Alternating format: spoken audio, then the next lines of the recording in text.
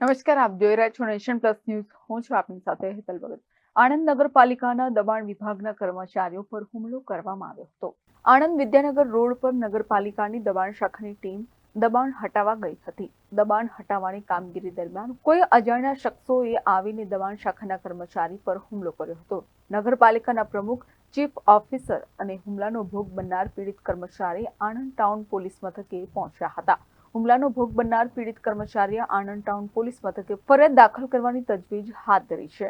આણંદ નગરપાલિકા દ્વારા વિદ્યાનગર રોડ પર જે દબાણ હટાવવાની કામગીરી ચાલુ હતી તે દરમિયાન કેટલાક અજાણ્યા ઇસમો દ્વારા નગરપાલિકાના કર્મચારી પર હુમલો કરી અને એમને પટ્ટાથી માર મારવામાં આવેલ છે અને એ બાબતની ફરિયાદ અત્યારે અમે પોલીસ સ્ટેશનમાં આવેલ છે અને ફરિયાદ નોંધવાની કામગીરી ચાલુ છે.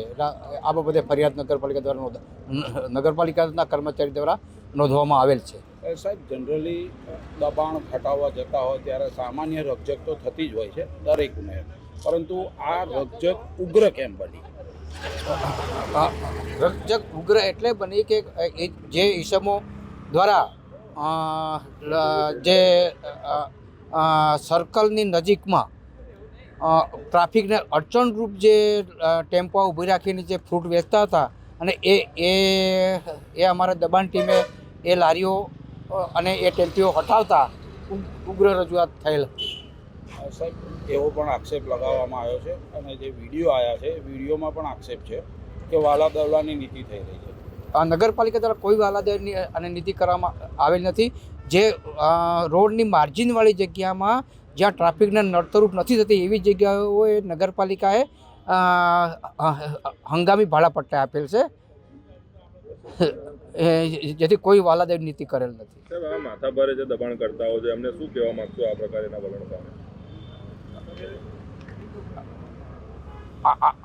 જે વિદ્યાનગર રોડ અને જે મેન રસ્તા પર જે લારી ગલ્લા મૂકી અને ટ્રાફિકને અડચણ રૂપ જે દબાણો કરેલ છે એમને એવા મેન રસ્તા પર દબાણો નહીં કરવા નગરપાલિકાની અને મારી પણ એવી અંગત લાગણી છે. આણંદથી દિનેશ પટેલની સાથે Hiren Shah, Nation Plus News, Khambhat.